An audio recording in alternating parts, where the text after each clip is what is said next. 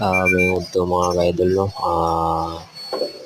Natakaroon diri sa trabaho na to mga ka-idol.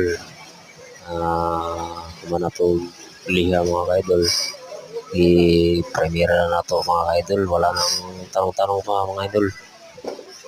Para bilisan ng trabaho. O nag-premiere ng mga ka-idol.